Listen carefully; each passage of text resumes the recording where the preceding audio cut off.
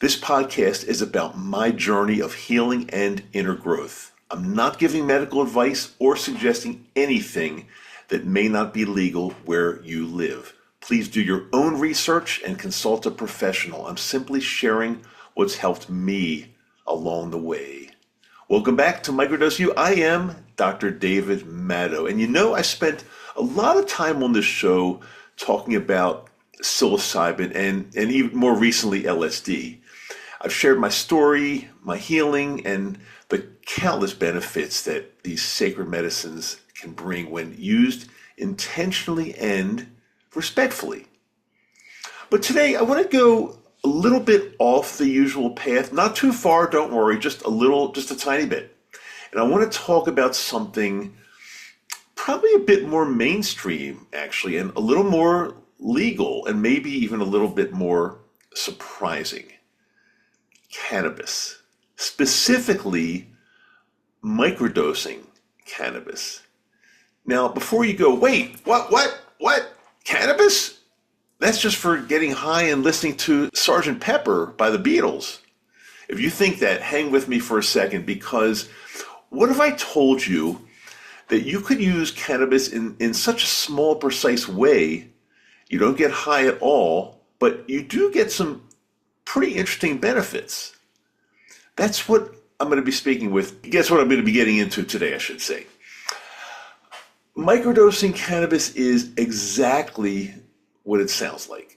Using a very small amount, usually about maybe 1 to 2 milligrams of THC, sometimes combined with CBD, and using it intentionally.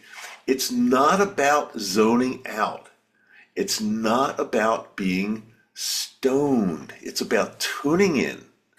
For some people, microdosing cannabis works very similarly to how microdosing psilocybin or LSD works. A gentle lift, a sense of ease, maybe some emotional softening, and even some creativity. I'm talking about amounts so small that most people wouldn't even notice if they took it by accident. But when you work intentionally, work with that dose intentionally, something starts to shift. Something starts to change.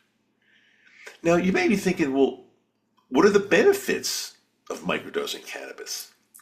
I'm glad you asked. I'm going to go over a few of the top benefits I've experienced, either personally or in people that I've worked with. So I've got a little bullet point list. I'll just go over them with you. And I think it's very, very interesting. So number one is relief from anxiety without pharmaceuticals. This is huge. This is why so many of you are here. For people who carry a lot of nervous energy also and low-level tension, that was absolutely me. Microdosing cannabis can take just enough of the edge off. And unlike high doses, it doesn't usually flip into weird states like spiraling mind loops and stuff like that. That doesn't happen. Nothing like that. Number two, increasing creativity, especially with a sativa dominant strain. I've seen people step into that slightly enhanced space. The ideas just start coming at you easier, and conversations flow easier. And their brain just feels, I don't know, should I say, like a little more alive. It's kind of like opening the window and letting in some fresh air, fresh breeze. I would say that I have absolutely experienced this as far as creativity. Cannabis can definitely make someone, and especially me, more creative. There's no argument for me at all there. Number three, better sleep. Some microdosers they microdose cannabis during the day, and they report better sleep at night.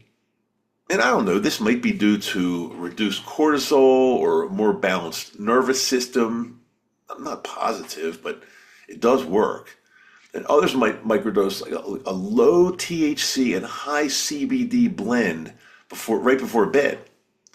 Either way, it's nothing like a sleeping pill. Sleeping pills, in my opinion, are not safe, and so many people are on them. This is more just like an easing in, if you will. Number 4, gentle physical pain relief. A tiny amount of THC, especially combined with some CBD, has been shown to help with things like joint pain, inflammation, menstrual cramps, migraines. And again, this is without knocking you out or dulling your senses in any way. So I actually microdosed some THC this morning. My knees were hurting a fair amount after walking a pretty good amount over the past few days and actually doing a little hiking as well. So I'm going to let you know how that goes. But I absolutely would microdose THC for some joint pain. Absolutely.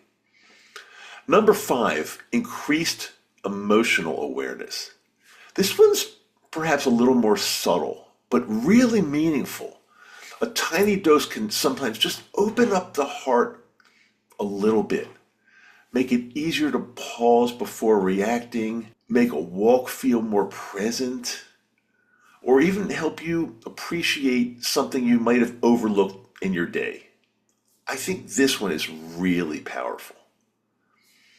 Number 6, it enhances the connection to movement and flow during physical activity. A microdose of cannabis before a hike, a ski day, yoga class, even before going to the gym can help heighten body awareness, reduce performance anxiety, and bring a sense of presence and flow. I have done this at sound baths, sensory deprivation, tank sessions, and yes, it is incredible. I think I've reported to you some of these things in the past as well. Many people just report feeling more in tune with their breath and rhythm and their surroundings. Remember, I've said it before, I'll say that it's super important. It's not about getting high. It's about feeling more alive during the movement. I oftentimes microdose psilocybin before skiing or even going to an Orange Theory class. I'm now going to try microdosing cannabis, and I'm just going to see how that goes. I mean, I'll let you know if I think it's any better, worse, the same, or whatever. I'll definitely report back to you on that. So I truly believe for people who are curious, intentional, and looking for a gentle tool to add to their mental wellness practice, cannabis microdosing can really be a good option. Just like with mushrooms or LSD, it's all about the setting, and dosage. Start low, stay aware, and always remember this isn't about escaping. It's about connecting. Personally, when I microdose cannabis, I treat it the same way I treat psilocybin, with respect. I set an intention. I use a journal. I carry my journal everywhere. I make notes. I've told you about this in the past. Super important. I've had days where I just feel a little bit more tuned in. I listen better. I notice beauty. I speak slower. You couldn't do that if you're high. It's about being aware, and that's my whole point here. So if you've never thought about cannabis this way, maybe this episode gives you just a little something extra to consider. Maybe it opens a new door. I don't know. Maybe it confirms that it's not for you. And that's totally fine too. Either way, the more you know, the better. Knowledge is power, and options always matter. And if you're already microdosing cannabis, or if you try it after this episode, I'd love to hear about it. Hit me up over on YouTube, Patreon. Let's keep this conversation honest, helpful, and human. Now, let's get to a question or two from the mailbag. First question from Gucci Bucket Hat. Just had my first bad trip and I went crazy in the city screaming. Gucci Bucket Hat. First of all, I'm sorry to hear that.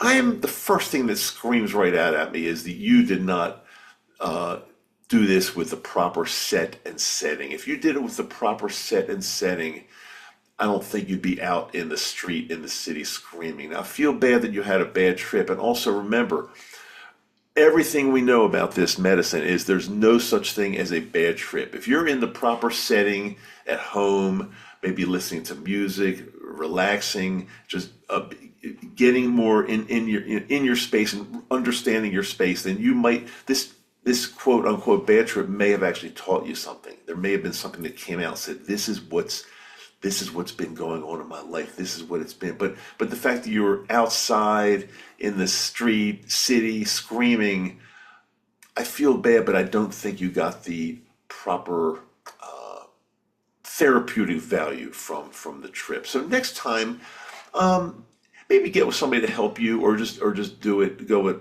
alone at home, or in a sacred setting, or one that you have a real intention. And I almost promise you that your experience will be better.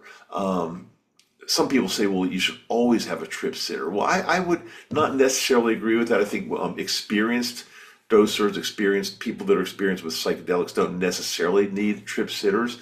Again, depending on the doses they're doing. But if you're inexperienced, then yes, that trip sitter is probably always a good thing. Just to have somebody there with you that can support you and help you out if you get into a situation like this, and not let you run through the streets of the city screaming. Trippy Medicines Inc. says, if you want your psilocybin, Dr. Sveralini's got you covered. Check his Insta out at, well, I'm not going to give you the Instagram address. That would be crazy, because when you see, and this is on YouTube, but when you see a message like this, a comment, a post, something on Instagram, whatever it might be, then I will tell you, it's chances are 99% possibility it's a scammer. It's somebody that's going to rip you off. It's somebody that's going to take your money. It's somebody that's going to get access to your Venmo or whatever. Please do not purchase this medicine from somebody that you don't know, especially somebody that just posts something like this on my YouTube channel or somewhere. Never, I'm going to repeat, never attempt to buy your medicine from somebody like this, or somebody that you don't know. If you have absolutely no idea what to do and you're new at this and you just don't know where, we don't discuss this on the podcast. I don't discuss it on social media. The only exception I ever make, and again, I please take this very seriously, on my Patreon page. On my Patreon page, we do discuss this, and we do have some trusted. Well, I won't go any further than that here. I don't like to, I only like to talk about this on Patreon. So head on over there if you're not sure. One thing I will say about my Patreon is that I don't really want people there only to find out about trusted sources and then they leave. It's not what this Patreon thing is all about. We've got a whole bunch of members there that are paying every month. It's a very small amount, but they're paying every month. And we're like one big family. And we do live meetings. It's really great. And we really prefer not to have the type of person that just wants to come on quickly, grab some information and get off. That's not what we're looking for. So if you're looking for something really cool, hang out with us long-term, go to patreon.com/Microdose U. The link's always in the show notes, by the way. Thanks for joining me today. If you got something out of this episode, share it with someone that you love. And remember, I do have a brand new episode every Wednesday. If you like what you're hearing, please like, share, and subscribe. Check the show notes for great resources, especially our free 5-part course on microdosing for beginners. Yes, absolutely free. And as I was just talking about live meetings on Patreon, which they're really unbelievable. We discuss the things that are not discussed anywhere else. Follow the link in the show notes to join us on Patreon. And I recently spoke about how I walked into my annual physical after taking magic mushrooms. It's an episode that you don't want to miss. If you want to check it out, I'm pointing to it right here on YouTube. If you're on Apple, Spotify, or others, I'll put it in the show notes. As always, Stay curious, stay open, and keep walking this healing path, one microdose at a time. I am Dr. Dave, Microdose U. I do love you.